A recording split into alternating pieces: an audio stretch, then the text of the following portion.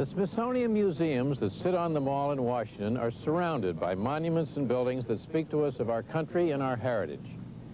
At one end is the Washington Monument, by law the tallest structure in the city, a soaring marble obelisk honoring the memory of our first president. Behind it, the Lincoln Memorial, a temple venerating Abraham Lincoln both with its neoclassic architecture and the colossal statue inside.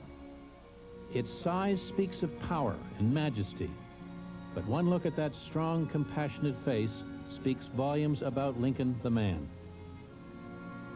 At the other end of the mall, high on the hill that Pierre L'Enfant described as a pedestal waiting for a monument, is the Capitol, the most identifiable symbol of American democracy. Work on that massive dome continued right through the Civil War, despite the fact that the cast iron could have been used for the war effort. "Keep building," President Lincoln said. "If the people see the Capitol going on, it's a sign. It will tell them the Union shall go on." Buildings and monuments like these speak without words, and that's what this hour is about, the many ways we communicate without language. Some are obvious, others startling. We can't cover the whole story, but we may start you thinking. For example, inside the entrance to the Smithsonian Castle, there is an imposing sarcophagus. Even monuments like this make a statement. You look at it and you know it must contain the bones of somebody important. The Smithsonian got its name from the man whose bones it contains, James Smithson.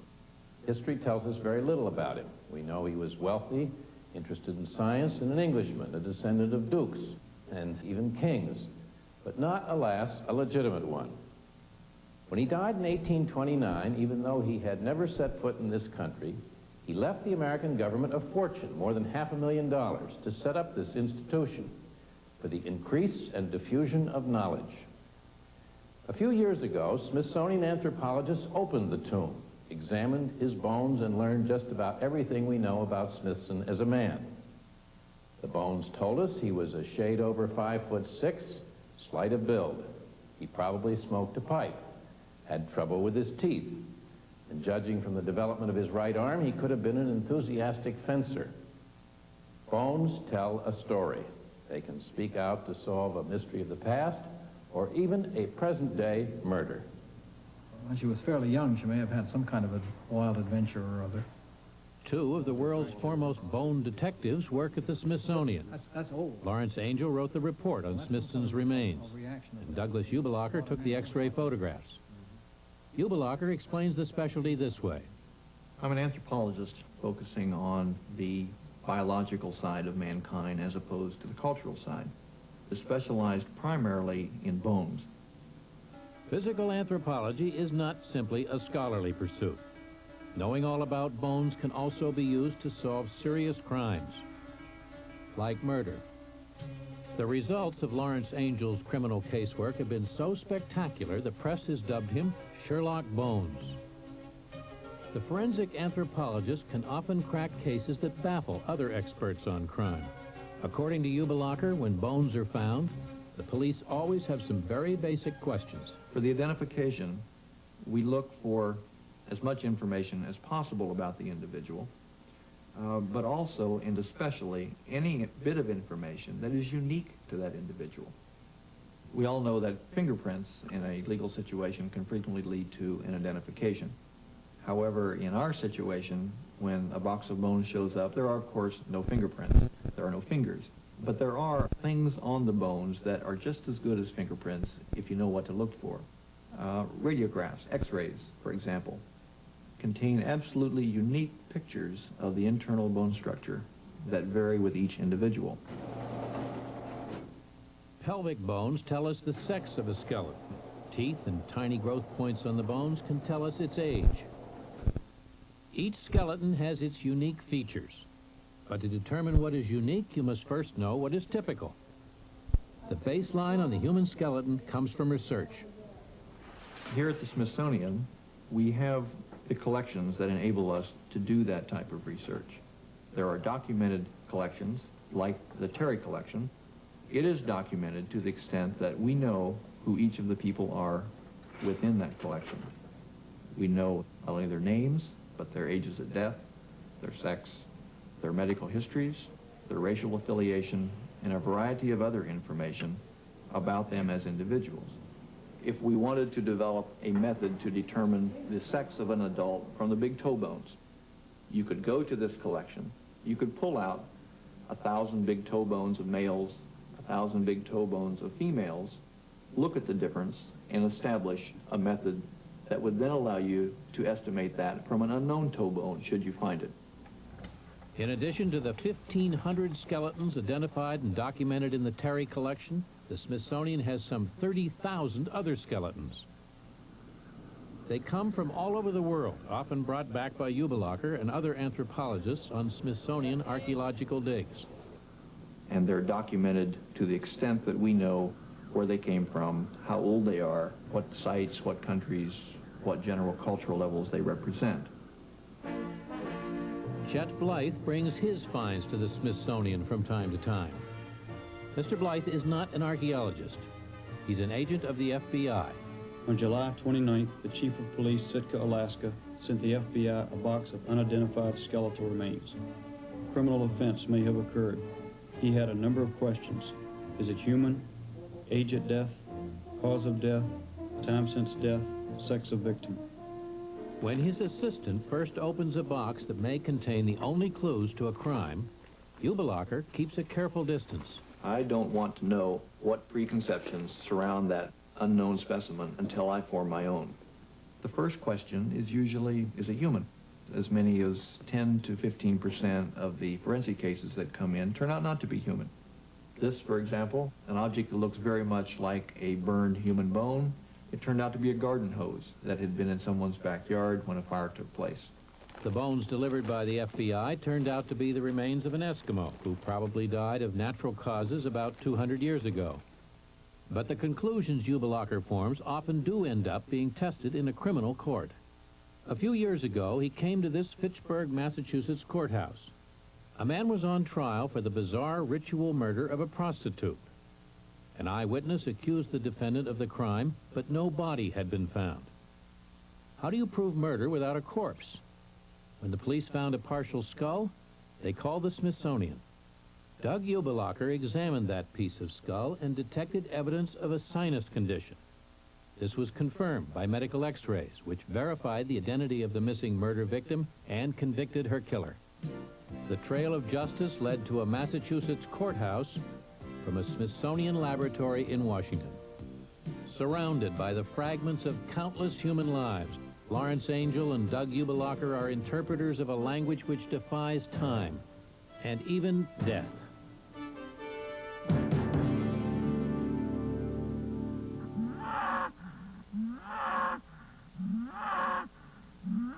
Contrary to Aesop's fables or Kipling's Jungle Book or even Winnie the Pooh, if you listen to animals, you won't hear words of wit and wisdom, but you will have quite a racket. A Smithsonian scientist named Eugene Morton believes there's meaning in all these noises, and not just to the animals that make them. Morton's research is part of a continuing effort to figure out if animals are actually saying anything. By using a variety of techniques, including mimicking their sounds, scientists have already made some tantalizing discoveries. Even underwater, there's lots of chatter. The haunting songs of the humpback whale. Researchers have documented that even thousands of miles apart, humpbacks in the same ocean basin sing the same intricate melody, up to 30 minutes long. The songs change all the time, and remarkably, the whales keep up with the changes and sing the new songs note for note. In more than 20 years, the whales have never been heard to go back to a single one of their old songs.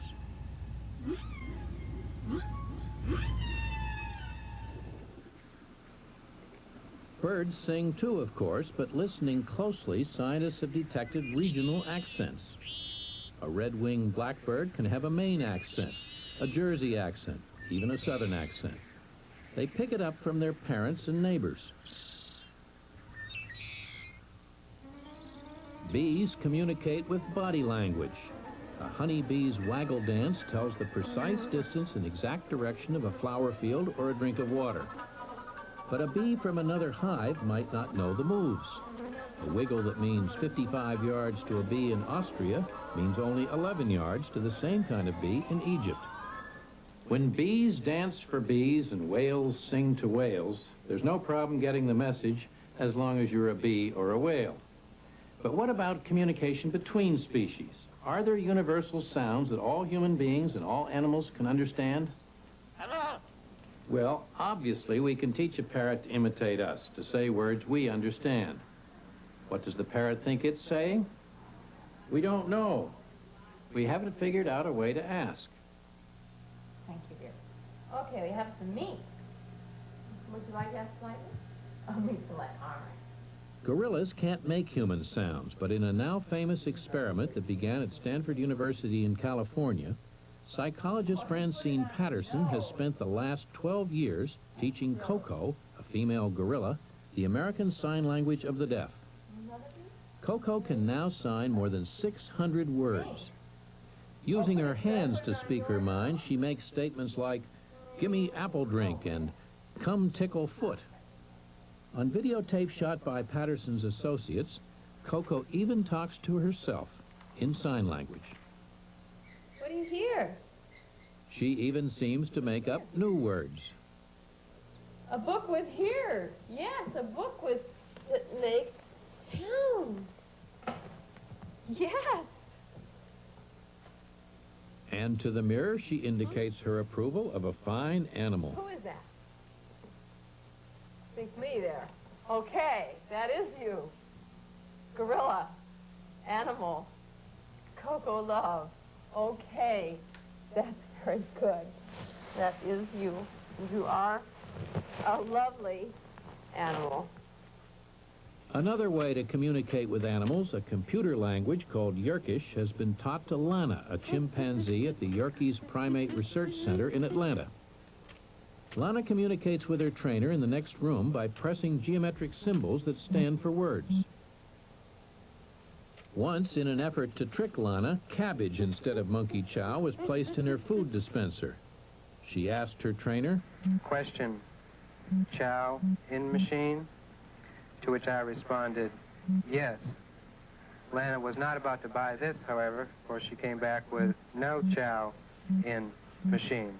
I asked, question, what in machine? To which Lana responded, cabbage in machine. I responded, yes. Lana then came back with, question, you move cabbage out of machine? To which I responded, yes, and proceeded to remove the cabbage. some scientists are convinced that if the ape's voice box were built like ours, it could learn to speak as well as a 2-year-old child. With enough ingenuity, attention, and care, we can impose our language on these animals. But do they have their own language? Do all those sounds they make mean anything, or are they just gibberish? How does a gorilla communicate with another gorilla? Or a monkey with another monkey? At the Amboseli National Park in Kenya, tape recordings of vervet monkeys have proved that the sounds these monkeys make have real meaning. Robert Seyfarth and Dorothy Cheney learned that vervets react to warnings. Just as we react when someone yells fire, a tape of a monkey, alarmed by a nearby leopard, sends all the other monkeys scampering out onto limbs where they're safe. A sound of a monkey frightened by an eagle makes all the others scan the sky and scramble for the bushes. The same with a snake. At the sound of a specific cry, the vervets search the ground and sometimes stand on their hind legs, apparently to survey a wider area. Seyfarth and Cheney have discovered that in some ways vervets communicate the way we do. When one monkey sees danger, the others respond to its alarm cry, even though they might not see the predator themselves. And they pass on to their young the vocabulary of significant sounds they've learned. These monkeys seem to speak a kind of rudimentary language. But what about simpler animals? Gene Morton, the curator of birds at the Smithsonian's National Zoo, has uncovered some of the ways birds talk to birds. He's an expert on the sounds of the Carolina wren. With tape recordings of wrens, Morton has learned that because all Carolina wrens look alike, they use sounds to determine each other's sex. Males only attack other males, females only females. They're also fiercely territorial. By placing a female wren in the turf of another pair of wrens, he's setting it up for attack. There's the female. There's an attack, so she went to the cage wire and growled during the flight. She passed by with a brrrp sound. Growling is the word Morton used to describe the sound of a female wren defending her territory. This observation completely changed our perception of animal communication.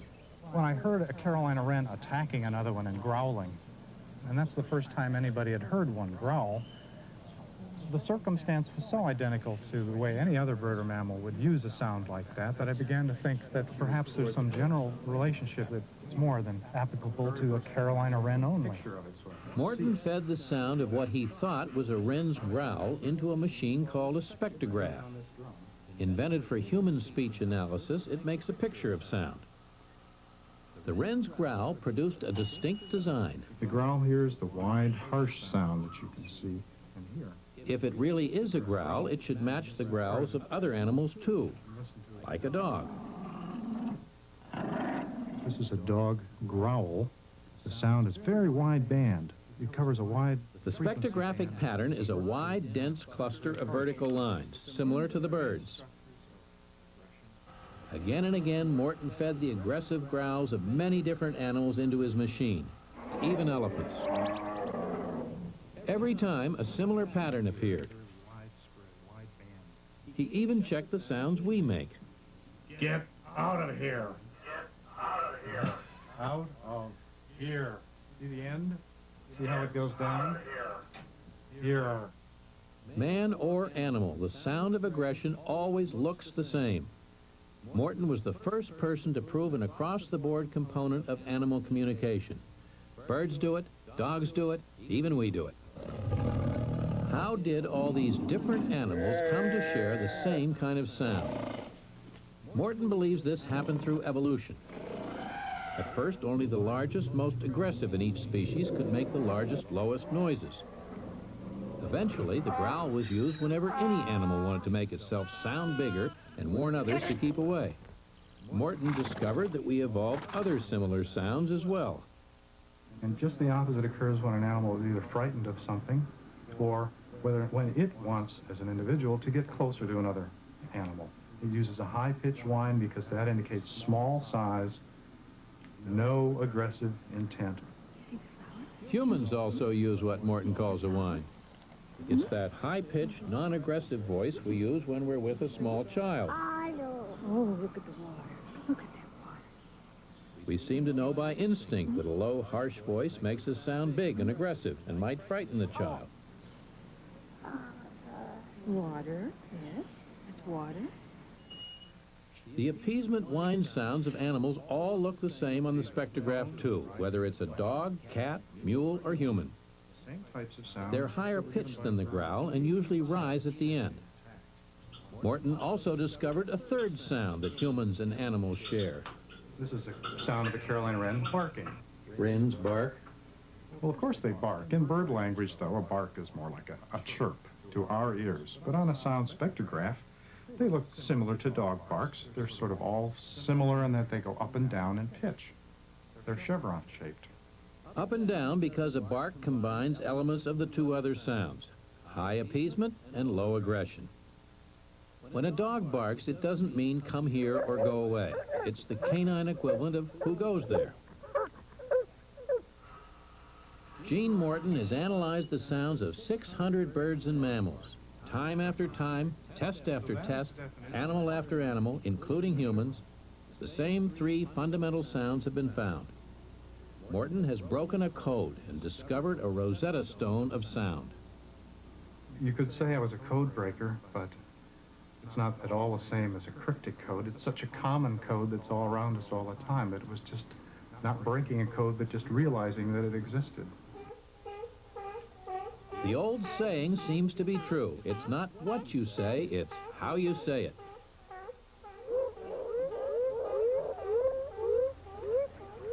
But we continue to try to talk to animals. And according to Morton, animals can understand the sounds we make. And if they respond to our growls and grunts, why not something more pleasing to the ear, like music?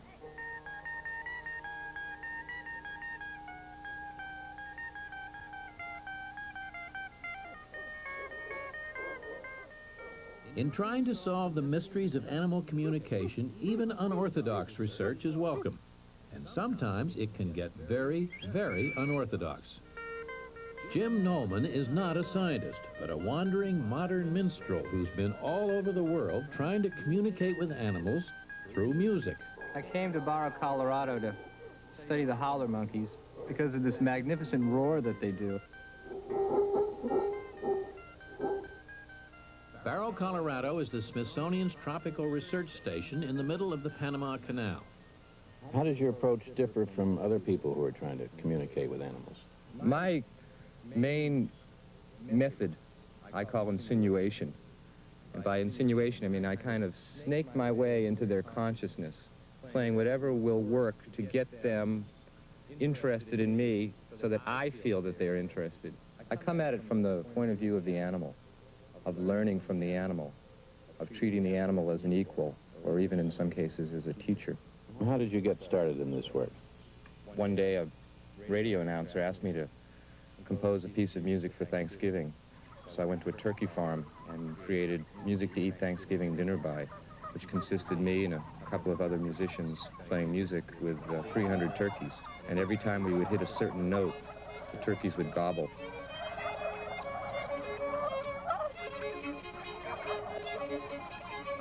To create a piece of music in which the turkeys are coming in every time, that is a piece of music. That is interspecies music.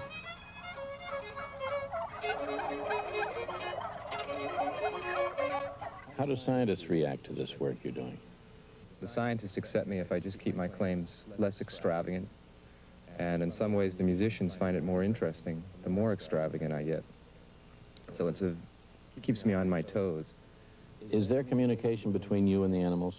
Oh, yes, very definitely communication.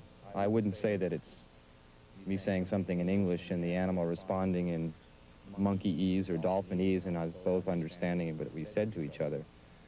But there's the exchange of musical information, even songs in some cases. And I must tell you, I feel that music is a more universal form of speech than English or Spanish or 1,000 other languages.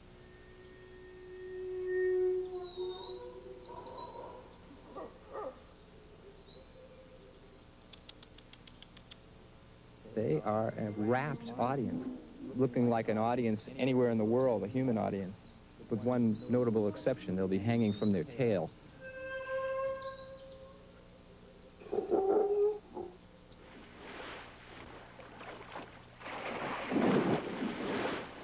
If you're still skeptical about the power of music to communicate with animals, this astonishing film may change your mind. A duet for flute and orca whale. A 5,500-pound music lover named Haida and musician Paul Horn.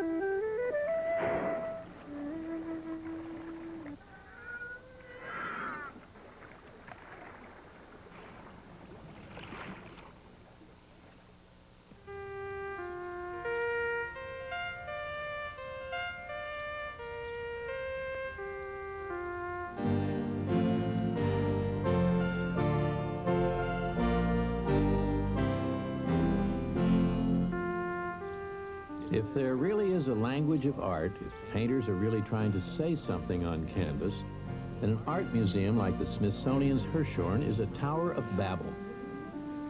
Abstract artists seem to speak in foreign tongues with signs and symbols that bear little relation to the world as we know it.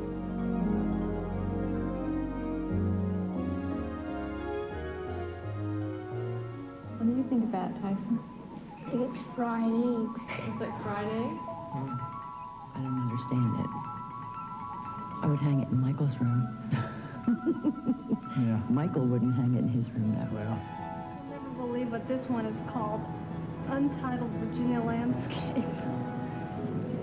Oh my God. I used to have wallpaper like that. I can't understand a thing. It's a painting, but it doesn't look like art to me. You're all very engrossed in this picture.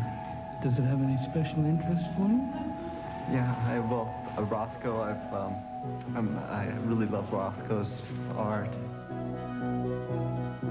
If anyone can, Abram Lerner should be able to understand what contemporary artists are trying to tell us.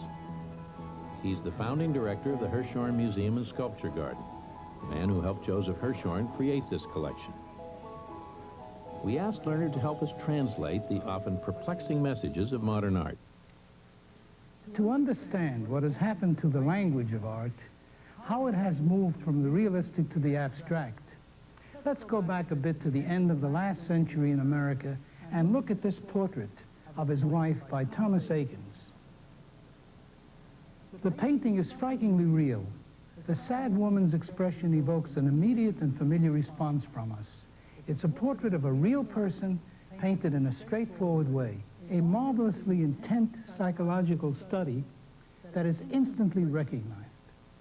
Now let's move on to another realistic painting, City Sunlight, by the American artist Edward Hopper, painted in 1954. Again, it is perfectly comprehensible, but he has begun to simplify the details of the figure and the objects in the room. The general effect is two-dimensional, flat, close to the surface. Here is the American artist Stuart Davis, whose work stands midway toward another kind of abstraction. This painting from 1924 is called Lucky Strike.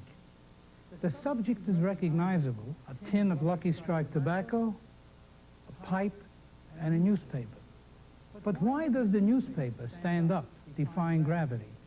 Why are the colors muted and close in tone, so that foreground and background create one plane?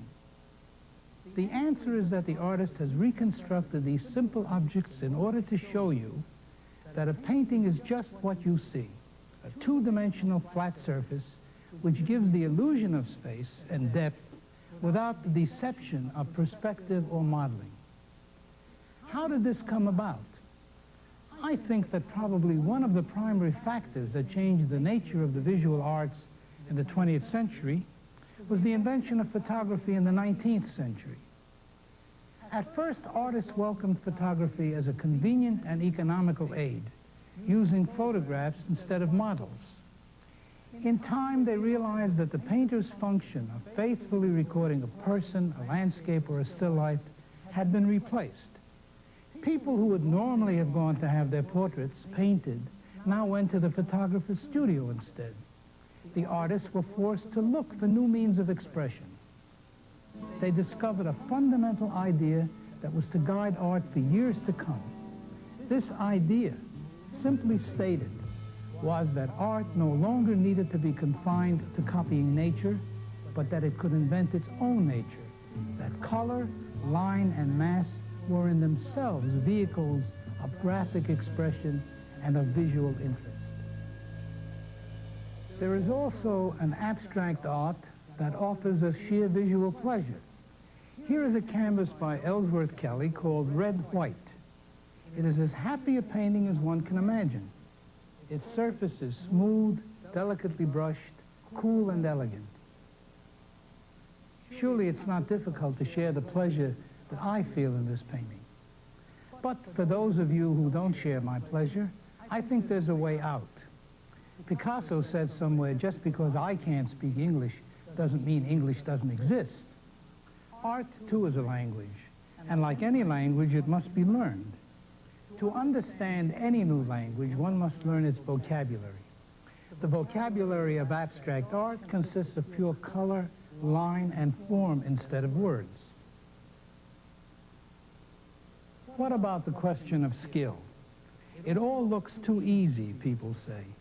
It just proves these artists can't draw or paint in the traditional realistic way. Wrong. Artists usually begin by drawing from the model and learning all the technical skills that enable them to put down what they see. Here is an early painting by Willem de Kooning. It's called Queen of Hearts, painted in 1943. Surely it indicates skill of a very original nature. To make my point stronger, here is a masterful early drawing by Willem de Kooning.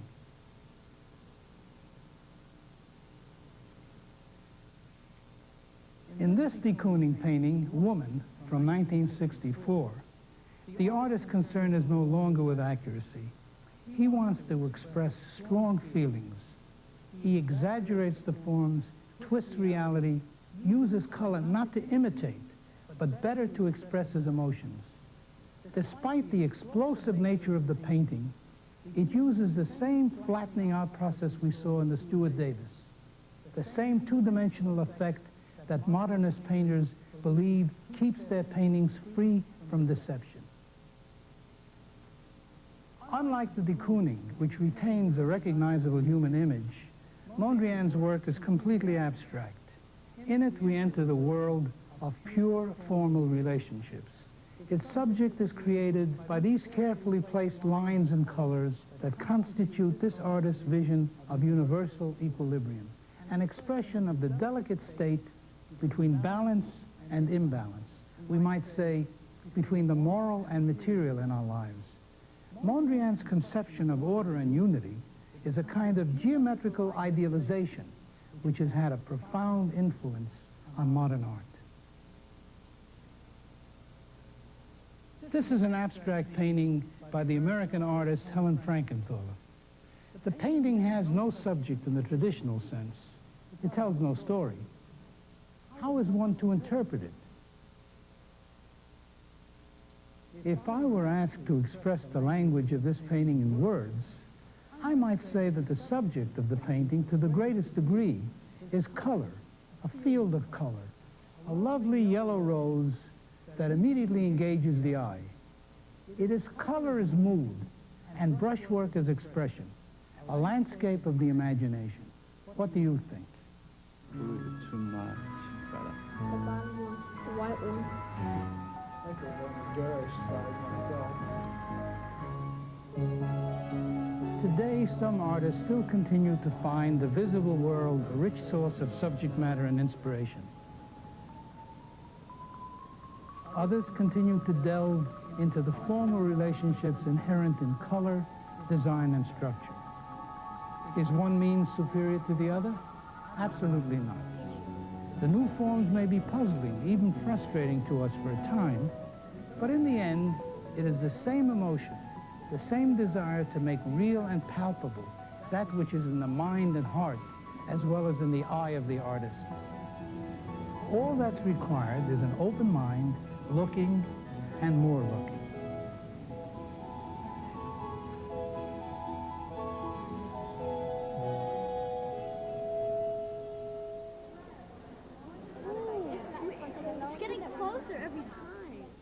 If every little movement has a meaning all its own, then the beautiful, graceful, silent swing of this giant pendulum is really making a statement.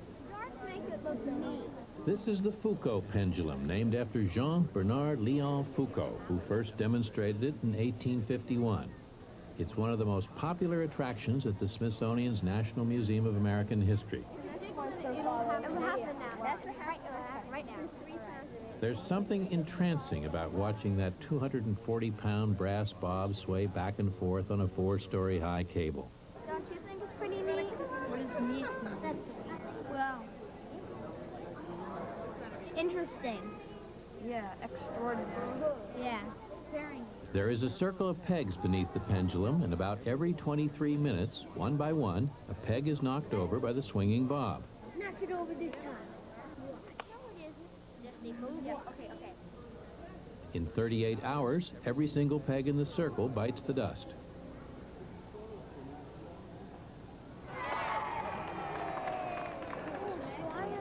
It appears that the pendulum is not only swinging back and forth, but is slowly rotating, knocking over each peg in the circle, one by one. What causes this rotation? Some resident scholars, closely studying the phenomenon, have their own ideas. Why do you think that that ball is knocking those pins down? Because the world is going around. It's rotating. The world is rotating. Yeah. And it's rotating pretty fast, isn't it? The pegs, they stand in the pendulum's path because it's not moving along with the earth, and so... The pendulum isn't moving. So the building is turning because the whole world is turning. We're standing on a floor that's turning with the earth. While the pendulum maintains its own path, the earth is bringing each peg, one by one, into line with the bob. If the earth didn't spin, no pegs would be knocked over.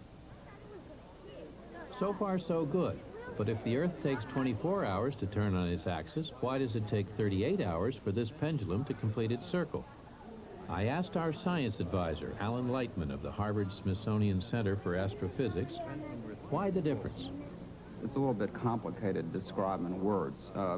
Actually, it's only simple when the pendulum is either on the North Pole, the South Pole, or at the equator. If the pendulum were set swinging at the North Pole, then it would continue swinging in the same plane. But meanwhile, we on the Earth are rotating below the pendulum, so we would see it rotate once around every 24 hours. But what if it were the South Pole? At the South Pole, the rate of turning would be exactly the same, but it would be rotating in the counterclockwise direction. So you can imagine that at the equator, which is exactly in between, there would be no rotation at all. At either of the poles, a rotation takes 24 hours. As we move closer to the equator, the pendulum needs more and more time to complete a circle. Here in Washington, it takes 38 hours. Further south, say in Mexico City, it takes 72 hours. At these intermediate latitudes, a description of the pendulum's motion is complex because you have to separate the traveling motion of the Earth and a twisting of the Earth below the pendulum, and you have to work out the differential velocity of 2 points on the Earth beneath the pendulum. And I think you've lost me. There's really a much better way to describe the motion of the pendulum, a way that's more beautiful, in my opinion, much more precise and concise than any number of words, and that is the universal language of mathematics. And there is an equation which would be understood by any person versed in calculus and physics that contains within it the full motion of the pendulum so that you could know where it was in space at any moment in time. Precise, elegant, and grasped in an instant by anybody who understands the language of mathematics without speaking a word. Ever since the first horseless carriage sputtered onto the street, automobiles have been status symbols, making a declaration about the people who own them. We are what we drive. A beauty like this 1932 Packard Phaeton, the Smithsonian's National Museum of American History, was the Rolls-Royce of America. There may have been others that were flashier or cost more, but this car said you had real class. And this sporty Model A Deluxe Roadster let the world know there was a good time Charlie in your soul. But if you were practical and didn't care to make extravagant statements, chances are you owned a Model T. Through the innovation of the assembly line, Henry Ford was able to put more than 15 million of these cars on the road between 1908 and 1927. For all of $600, you and your family could jump into a Model T touring car like this one and head for the open road. Once you were out there, you faced more perils than Pauline. Mud, bumps, potholes, breakdowns, and road maps of dubious accuracy. In spite of the pitfalls, our love affair with the car was here to stay, and business was quick to realize the potential of an America on wheels. All those cars had to stop somewhere. The trick was to get them to stop at your place. One restaurant looks like any other when you go whizzing by at a dazzling 45 miles an hour. So why not try something that will really grab your attention? Say a restaurant that looks like a giant 3-story hat. Yes, it's the Brown Derby, that famous Hollywood restaurant of bygone days. Once it was the place to see and be seen, filled to the brim with movie stars and movie moguls and starstruck tourists. There's no denying the Brown Derby is unique. A reminder, however wacky, of a time when making a sale along the American roadside meant making the public sit up and take notice. Where else but in Southern California? The sunny climate allowed architects to put up unusual structures of stucco and chicken wire that wouldn't have lasted anywhere else. Screwy, ballyhooey Hollywood was the home of magic and illusion. The extravagance of movie sets seemed to spill out onto the street, and even across the country. You might not screech to a halt, but there was no way you could avoid noticing. Seeing was unbelieving. Ice cream was obviously haute cuisine at the Cone Inn, and watermelon had to be the specialty at a joint called the Melon Patch.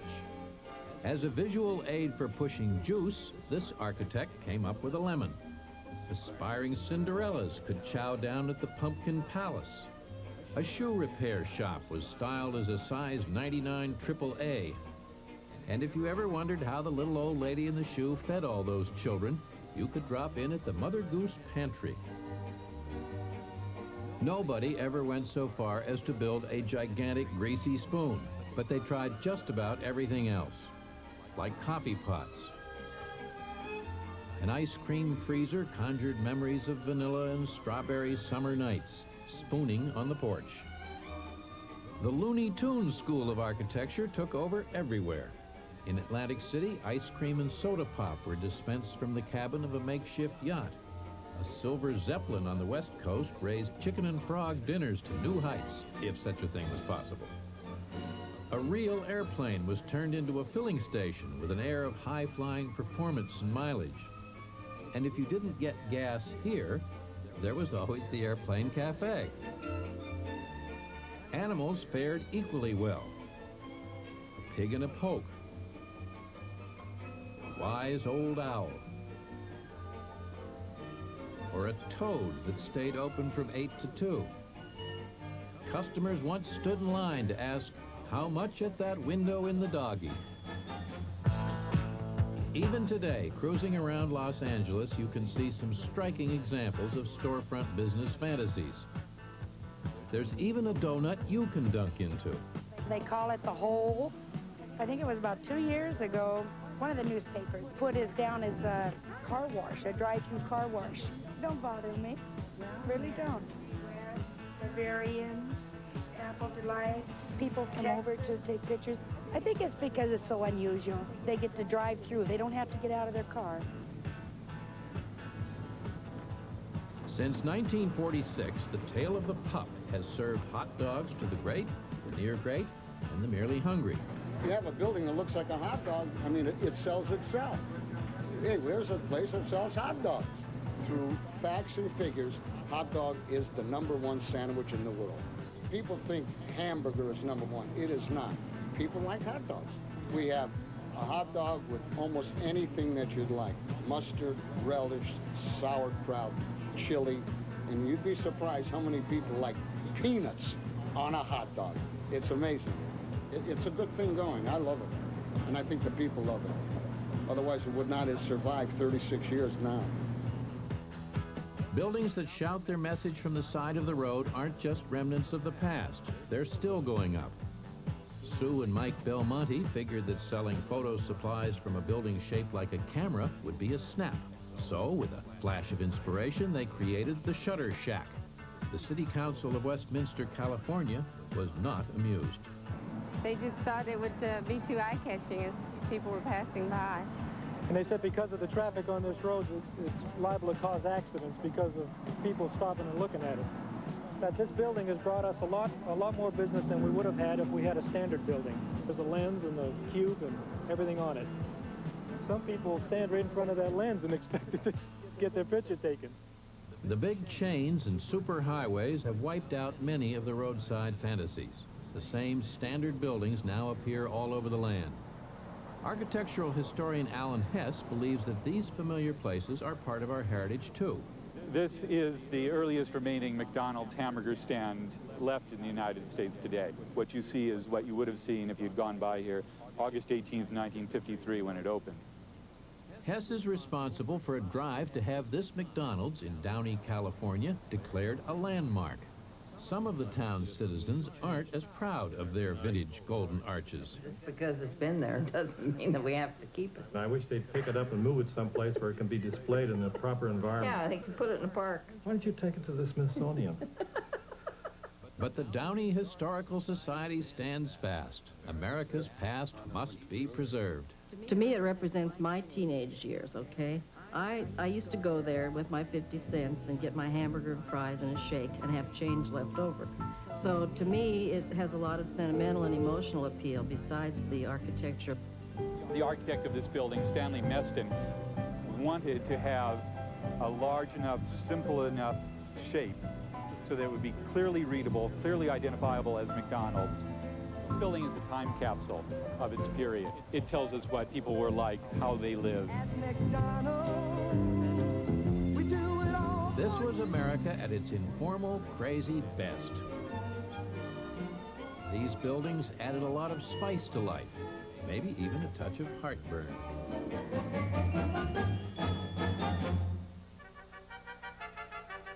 This building speaks an entirely different language. It borrows its style from ancient Greece, where democracy was invented. And it tells us that democracy is here in Washington, too, and built to last. Now it holds two museums, the Smithsonian's National Portrait Gallery and the National Museum of American Art. Long before these halls were filled with paintings and sculpture, they were the setting for some of the most memorable events in our history. And nothing speaks without words so eloquently as a great building haunted by history. The old Patent Office Building in Washington. More than a century ago, during the Civil War, it served as a temporary hospital. Abraham Lincoln, Clara Barton, Walt Whitman walked here. Heroic canvases immortalizing the actors in that national tragedy cover the walls of this gallery. In one of the great Lincoln portraits by G.P.A. Healy, his brooding face mirrors forever the suffering of those times. Photographs by Matthew Brady and other pioneer photographers give us our most exact and realistic view of the horror of the Civil War. But most people didn't see these pictures during the war. An inexpensive method of printing photographs in newspapers didn't yet exist. Most often, for those at home, the battle was seen through the eyes of the artists who used the wood engraver's block and the lithographer's stone to create their vision of that war.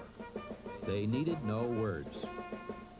Out of their work came the heroes, villains, and martyrs of the war. General Grant himself said to one battle artist, "We are the men who make history. You are the men who perpetuate it." The results were often plain ballyhoo, in some cases even ridiculous. But the nation loved them. The popular press would keep the fires of patriotism blazing, even as the casualties mounted. The printmakers turned gore into glory. It may have been the golden age of lithography, but the lithographers soon discovered that they would have to deal with heroes who were well into their golden age. Decrepit Winfield Scott, the Union's first general-in-chief, was a particular challenge. Some lithographs show him as he looked at this time. But the country needed heroes, and the lithographers went to work. Fat and enfeebled Winfield Scott became ever more vigorous, more heroic, and of course, younger. That's the way heroes were supposed to be.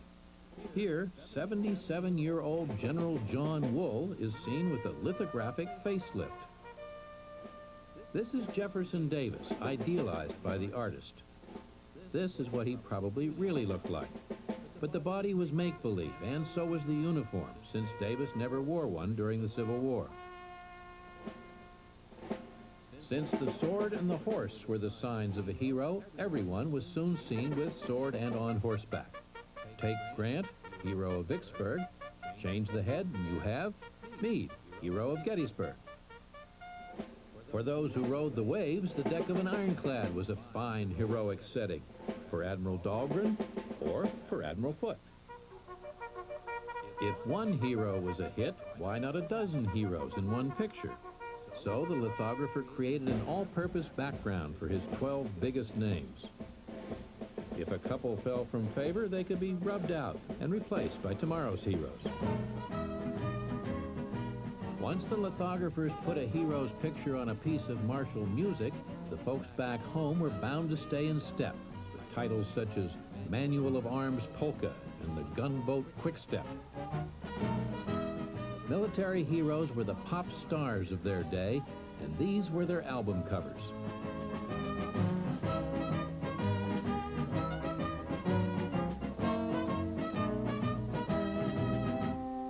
As this bloody war drew to its weary end, the artist's eye remained fixed on the man on the horse. In the popular prints, the war was still a vocation for gentlemen. The reality belonged to the photographers, and that reality was, of course, quite different. "It is well that war is so terrible," said Robert E. Lee, "or we should grow too fond of it."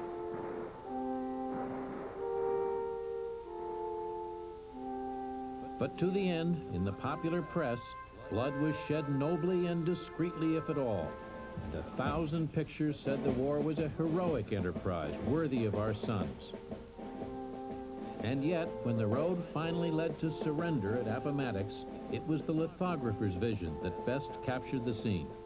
The parlor was probably nowhere near so large. General Grant never so spruce.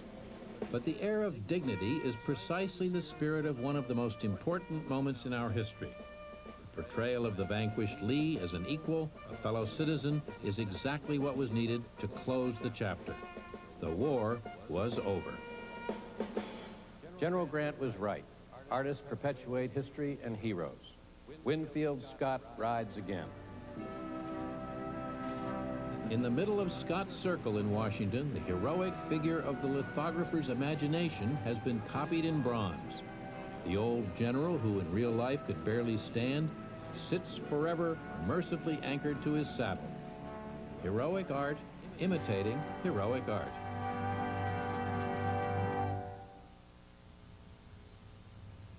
Our lives are filled with signs and symbols that speak to us without words.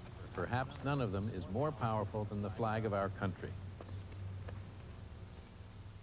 The American flag was designed in 1777 by a man whose signature you can read on the Declaration of Independence, Francis Hopkinson of Philadelphia.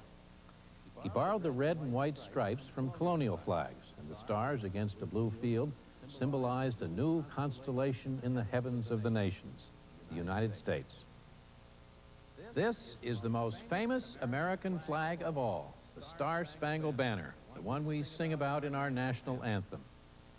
In the War of 1812, the British, having burned the city of Washington, headed for Baltimore with the same idea in mind. They bombarded Fort McHenry, but the attack failed. The morning after, as the British retreated, we unfurled this huge flag from the ramparts of the fort, a proud gesture of defiance. Francis Scott Key, watching from a ship in the harbor, was moved to write the poem that became our nation's song. This banner speaks of survival. Our flag was still there. And now it's here at the Smithsonian, the symbol, in fact, of the National Museum of American History. Every single object in this museum speaks without words. But perhaps this flag sings to us most loudly and eloquently of all. I'm David McCullough, and this is Smithsonian World.